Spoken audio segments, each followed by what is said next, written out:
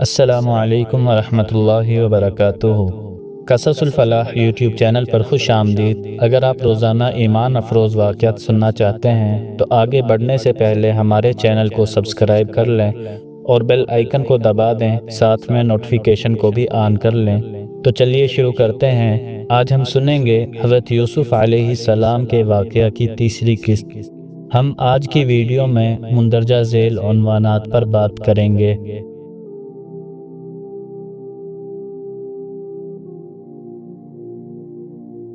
جب برادران یوسف شہر مصر میں دوسری مرتبہ داخل ہوئے اور حضرت یوسف علیہ السلام سے ملاقات ہوئی تو حضرت یوسف نے دیکھا کہ وعدے کے مطابق ان کے چھوٹے حقیقی بھائی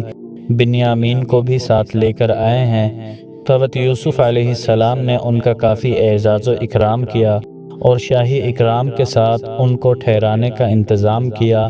دو بھائیوں کو ایک ایک کمرے میں ٹھہرایا۔ چونکہ یوسف علیہ السلام کے 11 بھائی تھے، دو ایک ایک کمرے میں ٹھہرنے کے بعد بنیامین تنہا رہ گئے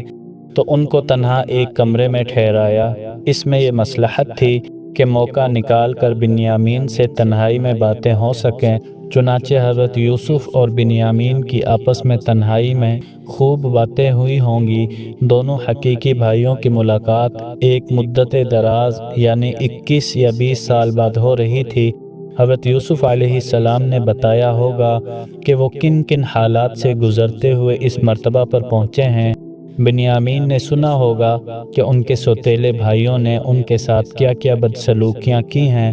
پھر حضرت یوسف علیہ السلام نے تسلی دی ہوگی کہ اب گھبرانے کی بات نہیں، مصیبتوں کے دن ختم ہو چکے ہیں، اب تم میرے پاس ہی رہو گے۔ یقیناً حضرت یوسف علیہ السلام کی دلی خواہش رہی ہوگی کہ کسی طرح اپنے عزیز بھائی بنیامین کو اپنے پاس روک لے، اور یقیناً اس کے لیے کوئی تدبیر بھی ضرور سوچی ہوگی،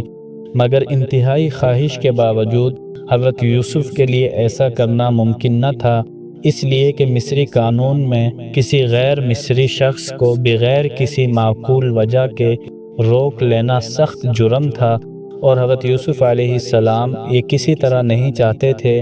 کہ اس وقت لوگوں پر یا ان کے بھائیوں پر اصل حقیقت واضح ہو۔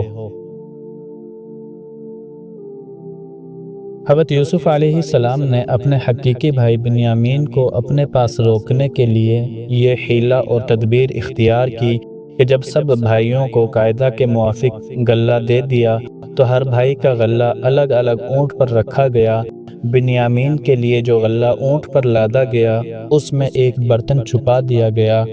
اور اس برتن کو قرآن مجید نے ایک جگہ پر لفظ سقایا سے اور دوسری جگہ پر سواع الملک کے الفاظ سے تعبیر کیا ہے۔ سقایا کے معنی ہے پانی پینے کا برتن، اور سواع بھی اسی قسم کا ایک برتن ہوتا ہے، اور ناپنے کے برتن کو بھی سواع یا صاع کہتے ہیں۔ ہو سکتا ہے کہ بادشاہ کے پانی پینے کا کوئی مخصوص برتن ہو، مگر برکت کے طور پر اسے غلہ ناپنے کے کام میں استعمال کیا جانے لگا ہو۔ البتہ سواع الملک میں ملک کی جانب نسبت کرنے سے اتنی بات ضرور معلوم ہوتی ہے کہ یہ کوئی قیمتی برتن تھا، خواہ سونے کا ہو یا چاندی کا یا کسی اور قیمتی چیز کا۔ بہرحال وہ برتن بنیامین کے سامان میں چھپا دیا۔ قیمتی برتن ہونے کے علاوہ وہ ملک مصر سے بھی کوئی خصوصیت رکھتا تھا۔ کچھ دیر کے بعد ایک شخص نے اعلان کیا کہ اے قافلے والو، تم چور ہو۔ عین ممکن ہے کہ یہ اعلان کرنے والا شخص مطبخ کا ذمہ دار رہا ہو اور اس کو طے شدہ حیلے کا علم نہ ہو۔ جب سرکاری ساز و سامان کی جانچ پڑتال کی ہو تو وہ مخصوص برتن نہ ملنے کی وجہ سے برادران یوسف پر شبہ ہوا ہو، اس لیے کہ شاہی محل میں ان کے علاوہ کوئی اور نہیں ٹھہرا تھا، جس کی وجہ سے ان پر ہی چوری کا الزام لگایا۔ برادران یوسف کارندوں کی طرف متوجہ ہو کر کہنے لگے کہ ہم پر خواہ مخواہ کیوں الزام لگاتے ہو؟ آخر معلوم تو ہو کہ تمہاری کیا چیز گم ہوئی ہے۔ وہ کہنے لگے شاہی پیالہ گم ہو گیا ہے، اور ان میں سے ایک شخص نے کہا کہ جو شخص اس چوری کا پتہ لگائے گا اس کو 1 اونٹ غلہ انعام میں دیا جائے گا، اور میں اس بات کا ضامن ہوں۔ برادران یوسف نے کہا کہ خدا جانتا ہے کہ ہم مصر میں فساد اور شرارت پھیلانے کی نیت سے نہیں آئے، تم جانتے بھی ہو کہ ہم اس سے پہلے بھی غلہ لینے آ چکے ہیں۔ کارندوں نے کہا کہ اچھا، جس کے پاس سے یہ چوری نکلے گی اس کی سزا کیا ہونی چاہیے؟ انہوں نے جواب دیا کہ وہ خود اپنی سزا آپ ہے، یعنی وہی شخص تمہارے حوالے کر دیا جائے گا، اور ہمارے یہاں چوری کی یہی سزا ہوتی ہے۔ چنانچہ جب کارندوں نے برادران یوسف کا یہ جواب سنا تو تلاشی لینی شروع کر دی۔ ابتدا دوسرے بھائیوں کے سامان سے کی، اور جب ان کے سامان میں پیالہ نہ نکلا تو آخر میں بنیامین کے سامان کی تلاشی لی، تو پیالہ بنیامین کے سامان سے نکل آیا، اور قافلے کو واپس لوٹا کر عزیز مصر حضرت یوسف کی خدمت میں معاملہ پیش کیا گیا۔ حضرت یوسف نے معاملے کی نوعیت کو سنا تو دل میں بے حد مسرور ہوئے، اور خدا تعالیٰ کی کارسازی کا شکر ادا کیا، اور خاموش رہے، اور یہ ظاہر نہ کیا کہ یہ پیالہ میں نے خود ہی رکھوایا تھا۔ ادھر بنیامین خاموش رہے، چونکہ یہ واقعہ ان کی مرضی کے عین موافق تھا۔ برادران یوسف نے جب دیکھا کہ چوری کا پیالہ بنیامین کے سامان سے برآمد ہوا ہے تو کہنے لگے کہ اگر بنیامین نے چوری کی ہے تو اس میں تعجب کی کیا بات ہے؟ اس سے پہلے اس کا بڑا بھائی یوسف بھی چوری کر چکا ہے۔ ابن کثیر رحمۃ اللہ علیہ نے نقل کیا ہے کہ حضرت یوسف علیہ السلام کی ولادت کے تھوڑے دنوں بعد ہی بنیامین کی ولادت ہوئی، اور اسی ولادت کے سلسلے میں ان کی والدہ راحیل کا انتقال ہو گیا تھا۔ اب یہ دونوں بچے بغیر ماں کے رہ گئے تھے، جس کی وجہ سے ان کی تربیت ان کی پھوپھی کی گود میں ہوئی۔ اللہ تعالیٰ نے بچپن ہی سے حضرت یوسف کو کچھ ایسی شان عطا فرمائی تھی کہ جو بھی دیکھتا ان سے بے حد محبت کرنے لگتا تھا۔ پھوپھی کا بھی یہی حال تھا کہ کسی وقت بھی ان کو نظروں سے غائب کرنے پر راضی نہیں۔ دوسری طرف حضرت یعقوب علیہ السلام کا حال بھی ایسا ہی تھا، مگر بہت چھوٹے ہونے کی وجہ سے ضرورت اس بات کی تھی کہ حضرت یوسف کو ابھی کسی عورت ہی کی نگرانی میں رکھا جائے، اس لیے پھوپھی کے حوالے کر دیا۔ جب حضرت یوسف علیہ السلام چلنے پھرنے کے قابل ہو گئے تو حضرت یعقوب نے چاہا کہ یوسف کو اپنے پاس بلا لیں۔ جب پھوپھی سے کہا تو انہوں نے عذر کر دیا۔ جب حضرت یعقوب نے زیادہ اصرار کیا تو پھوپھی نے مجبور ہو کر ان کے والد کے حوالے کر دیا، اور ایک تدبیر ان کو واپس لینے کی یہ کی کہ پھوپھی کے پاس ایک پٹکا تھا جو حضرت اسحاق علیہ السلام کی طرف سے ان کو ملا تھا، اور اس کی بڑی قدر و قیمت سمجھی جاتی تھی۔ یہ پٹکا پھوپھی نے حضرت یوسف علیہ السلام کے کپڑوں کے نیچے کمر پر باندھ دیا۔ یوسف علیہ السلام کے جانے کے بعد یہ بات مشہور کر دی کہ میرا پٹکا چوری ہو گیا ہے۔ جب تلاشی لی گئی تو پٹکا یوسف کے پاس سے برآمد ہوا۔ شریعت یعقوب علیہ السلام کے حکم کے مطابق اب پھوپھی کو یہ حق حاصل ہو گیا تھا کہ یوسف کو اپنے پاس غلام بنا کر رکھ سکیں۔ چنانچہ حضرت یوسف پھر پھوپھی کے حوالے کر دیے گئے، اور جب تک پھوپھی زندہ رہی یوسف علیہ السلام انہی کے پاس رہے۔ یہ واقعہ تھا جس میں حضرت یوسف پر چوری کا الزام لگا تھا۔ اس واقعہ کی حقیقت اسی وقت سب لوگوں پر واضح ہو گئی تھی کہ پھوپھی نے یوسف کو اپنے پاس روکنے کے لیے یہ سازش کی ہے، جس کو کسی طرح بھی چوری نہیں کہا جا سکتا تھا، مگر یوسف کے بھائیوں نے یہ جاننے کے باوجود کہ یہ چوری کا واقعہ نہیں، بددیانتی کی وجہ سے اس کو یوسف کے منہ پر ہی چوری کا واقعہ بنا کر پیش کر دیا۔ بعض مفسرین نے نانا کے گھر سے سونے کی مورتی چرانے کی بات بھی کہی، جیسا کہ صاحب جلالین نے بھی نقل کیا ہے، مگر یہ بات کسی مستند روایت سے ثابت نہیں۔ جب حضرت یوسف نے دیکھا کہ خود ان کے منہ پر جھوٹ بول رہے ہیں تو ضبط سے کام لیا اور غصے کو پی گئے، اور دل میں کہا کہ تمہارے لیے نہایت بری جگہ ہے کہ جھوٹا الزام لگا رہے ہو، حالانکہ اللہ تعالیٰ اس حقیقت کو خوب جانتے ہیں۔ برادران یوسف نے جب یہ صورتحال دیکھی تو آپس میں مشورہ کرنے لگے کہ کس طرح بنیامین کو حاصل کیا جائے۔ جب کوئی صورت باقی نہ رہی تو خوش آمد کر کے عزیز مصر کو بنیامین کو واپس کرنے کی ترغیبیں دینے لگے اور کہنے لگے کہ اے سردار، ہمارا باپ بہت بوڑھا ہے، اس کو اس سے پہلے بھی ایک بھائی کا غم ہے، آپ اس پر رحم کریں اور اس کی جگہ ہم میں سے کسی کو روک لیں، آپ بلا شبہ بڑے با اخلاق ہیں۔ عزیز مصر نے کہا کہ خدا کی پناہ، یہ کیسے ممکن ہے؟ اگر ہم ایسا کریں گے تو ہمارا شمار ظالموں میں ہوگا۔ برادران یوسف بنیامین کی رہائی سے مایوس ہو گئے تو الگ بیٹھ کر مشورہ کرنے لگے۔ ان میں علم و فضل میں بڑے بھائی جس کا نام یہودا تھا، یا عمر میں بڑے بھائی جس کا نام روبیل تھا، اس نے کہا کہ میں تو یہیں پر رہوں گا، آپ سب لوگ ابا جان کے پاس واپس جائیں اور ان کو بتلائیں کہ آپ کے صاحبزادے نے چوری کی ہے، جس کی پاداش میں ان کو روک لیا گیا ہے، اور ہم جو کچھ کہہ رہے ہیں وہ چشمدید حالات ہیں کہ چوری کیا ہوا مال ہمارے سامنے بنیامین کے سامان سے نکلا، اور ہمیں غیب کا علم تو تھا نہیں کہ چوری کرے گا، ورنہ ہم ہرگز اس کو واپس لانے کی ذمہ داری نہ لیتے۔ چونکہ برادران یوسف اس سے پہلے ایک فریب حضرت یوسف کے بارے میں بھی دے چکے تھے، اور یہ جانتے تھے کہ ہمارے مذکورہ بیان سے والد صاحب کو ہرگز اطمینان نہیں ہوگا، اس لیے مزید تاکید کے لیے وہ کہنے لگے کہ آپ کو ہماری بات کا یقین نہ آئے تو آپ مصر کے لوگوں سے تحقیق کرا لیں، اور آپ اس قافلے سے بھی تحقیق کروا سکتے ہیں جو ہمارے ساتھ ہی مصر سے کنعان آیا ہے، ہم اپنے اس بیان میں بالکل سچے ہیں۔ غرض یہ کہ حضرت یعقوب علیہ السلام نے برادران یوسف کے بیان کی نہ تو تصدیق کی اور نہ تکذیب کی، چونکہ یوسف کے معاملے میں ان بھائیوں کا جھوٹ ثابت ہو چکا تھا،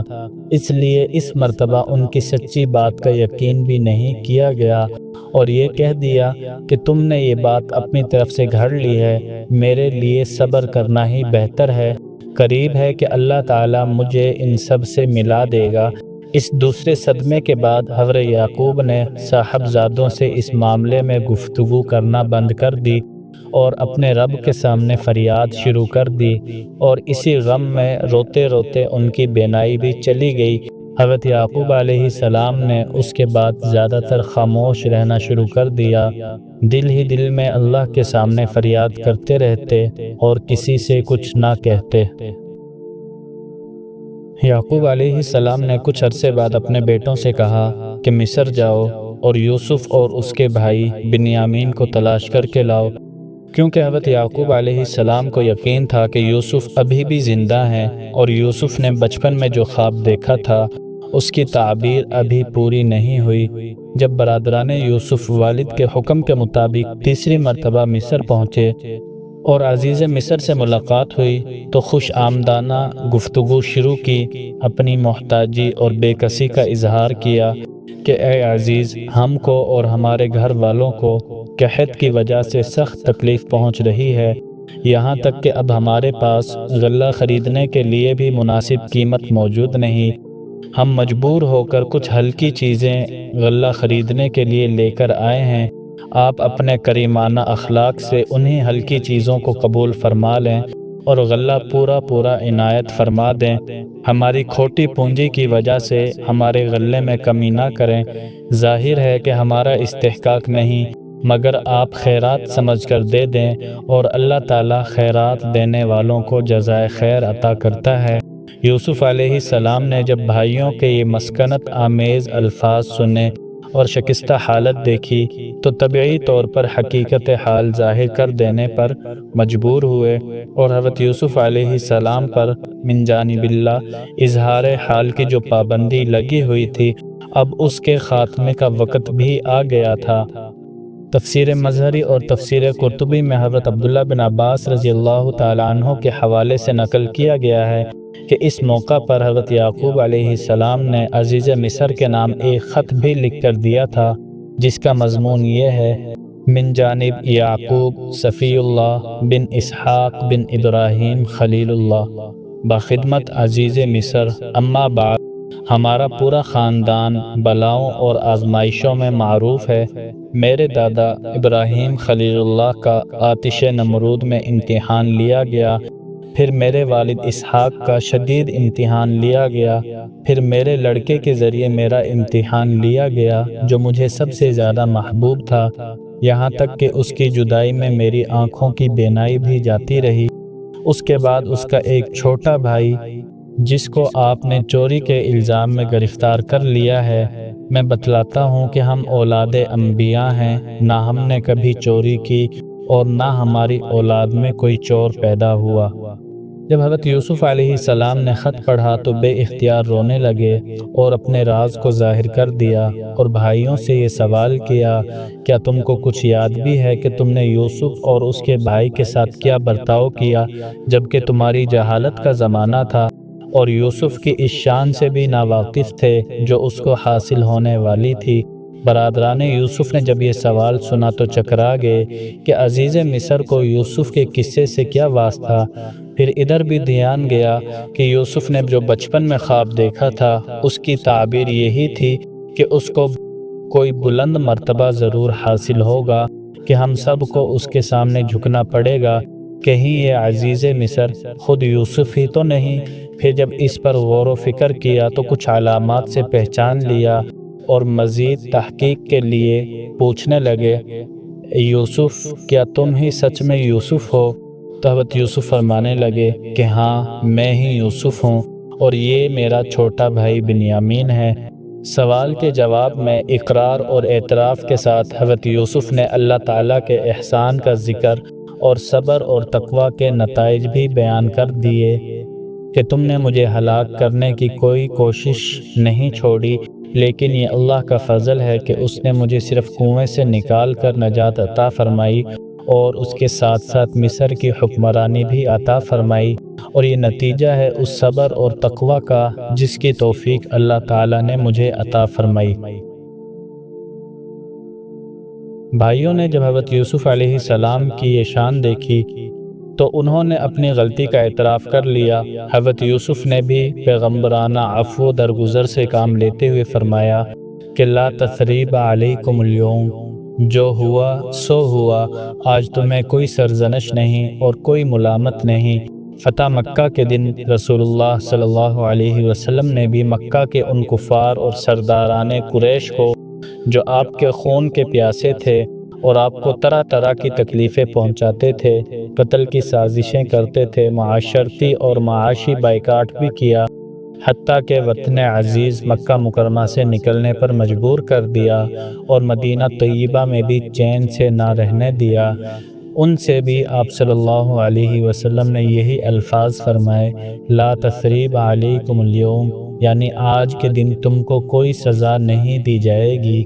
چنانچہ حضرت یوسف نے یہ فرما کر اپنے بھائیوں کو معاف کر دیا اور فرمایا کہ تم جاؤ اور والدین اور سب اپنے متعلقین کو لے کر یہاں آ جاؤ۔ چونکہ حضرت یوسف کو اپنے والد کی نسبت یہ معلوم ہو چکا تھا کہ ان کی بینائی جا چکی ہے، اس لیے حضرت یوسف نے اپنا کرتا دے کر فرمایا کہ یہ کرتا والد کی آنکھوں پر لگا دینا، ان کی بینائی واپس آ جائے گی۔ بڑا بھائی کہنے لگا کہ یہ کرتا میں لے کر جاؤں گا، کیونکہ میں ہی آپ کا کرتا بکری کے خون میں رن کر والد کے پاس لے کر گیا تھا اور انہیں یہ کہہ کر غمگین کیا تھا کہ یوسف کو بھیڑیا کھا گیا، تو میں نے ہی انہیں غمگین کیا، اور آج حضرت یوسف کی زندگی کی خوشخبری بھی میں ہی سناؤں گا۔ ادھر یہ قمیض لے کر قافلہ مصر سے روانہ ہوا۔ ادھر حضرت یعقوب کو اللہ تعالیٰ کی طرف سے حضرت یوسف علیہ السلام کی خوشبو آنے لگی۔ یہ گویا اس بات کا اعلان تھا کہ اللہ کے پیغمبر کو جب تک اللہ کی طرف سے کوئی اطلاع نہ ملے پیغمبر بے خبر ہی رہتا ہے۔ خدا کی قدرت دیکھیں کہ یوسف جب قریب ہی کنعان کے کنویں میں موجود تھا تو کبھی نہ کہا کہ یوسف کی خوشبو آ رہی ہے، کیونکہ اللہ تعالیٰ کو امتحان پورا کرنا تھا، مگر جب خدا کو منظور ہوا تو ادھر سینکڑوں میل دور مصر سے قافلہ یوسف علیہ السلام کا کرتا لے کر چلا، اور ادھر اس کی خوشبو یعقوب علیہ السلام کو کنعان میں آنے لگی۔ کرتے کی وجہ سے بینائی کا لوٹ آنا ظاہر ہے کہ کوئی مادی سبب نہیں ہو سکتا،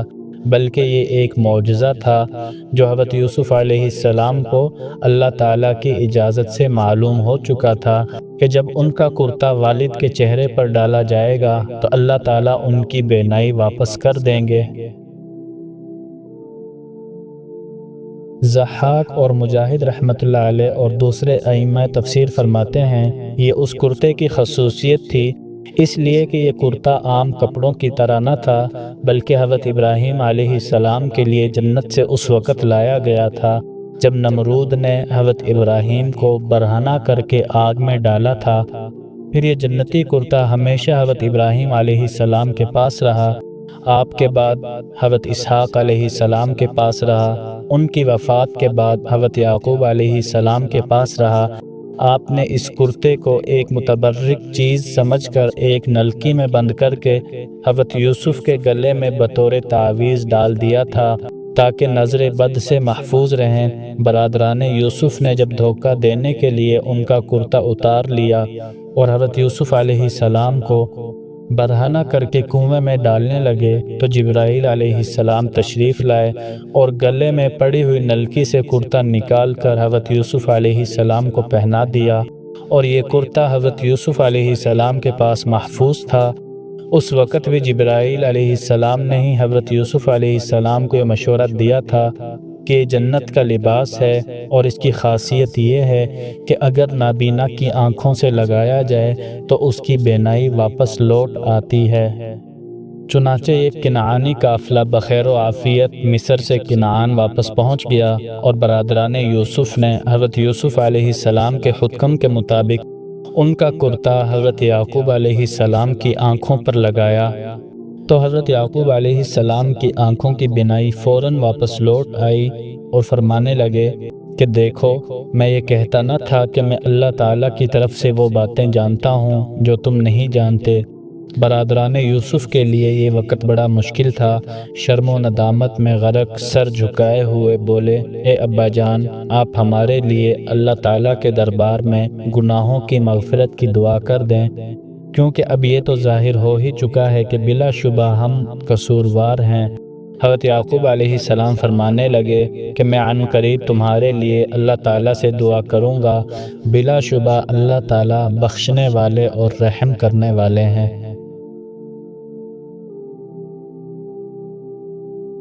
حضرت یعقوب علیہ السلام اپنے پورے خاندان کو لے کر مصر پہنچ گئے۔ جس وقت حضرت یعقوب علیہ السلام کا خاندان مصر پہنچا تو اس کی تعداد بائبل کی روایت کے مطابق 67 یا 70 تھی۔ اس وقت حضرت یعقوب علیہ السلام کی عمر کم و بیش 130 سال تھی۔ جب حضرت یوسف علیہ السلام کو اطلاع ہوئی کہ ان کے والد بما خاندان شہر کے قریب پہنچ گئے ہیں تو فوراً استقبال کے لیے شہر سے باہر نکلے۔ جب دونوں نے ایک دوسرے کو ایک لمبے عرصے کے بعد دیکھا تو فرط محبت میں حضرت یعقوب نے یوسف علیہ السلام کو سینے سے لگا لیا، اور جب یہ پرمسرت اور رقت آمیز ملاقات ختم ہوئی تو حضرت یوسف نے والد سے عرض کیا کہ اب تو آپ عزت اور احترام اور امن اور حفاظت کے ساتھ شہر میں تشریف لے چلیں۔ اس وقت مصر کا دارالسلطنت رامسیس شہر تھا۔ حضرت یوسف اپنے والد ماجد اور تمام دیگر افراد کو بڑے اعزاز و اکرام کے ساتھ شاہی سواریوں میں بٹھا کر شہر میں لائے اور شاہی محل میں قیام کروایا۔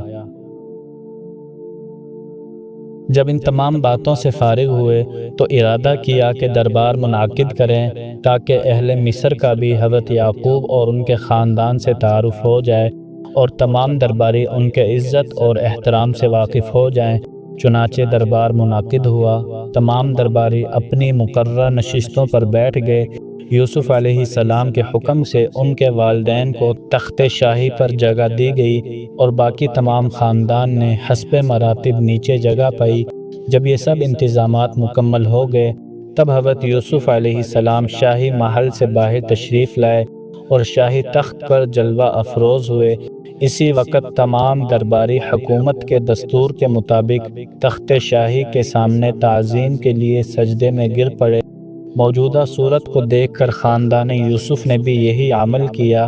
یہ دیکھ کر یوسف علیہ السلام کو فوراً اپنے بچپن کا خواب یاد آ گیا تو اپنے والد سے کہنے لگے، اے ابا جان، یہ میرے اس خواب کی تعبیر ہے جو میں نے بچپن میں دیکھا تھا۔ یہ سجدہ تعظیمی تھا جو کہ ان کی شریعت میں جائز تھا، مگر شریعت محمدی میں غیر اللہ کو کسی قسم کا سجدہ کرنا حرام ہے۔ تورات میں ہے کہ اس واقعہ کے بعد حضرت یوسف علیہ السلام کا تمام خاندان مصر میں آباد ہو گیا، کیونکہ اس وقت کے فرعون، جس کا نام ریان تھا، اس نے اصرار کے ساتھ یہ کہا کہ تم اپنے خاندان کو مصر ہی میں آباد کرو، میں ان کو بہت عمدہ زمین دوں گا اور ہر طرح سے ان کو عزت دوں گا۔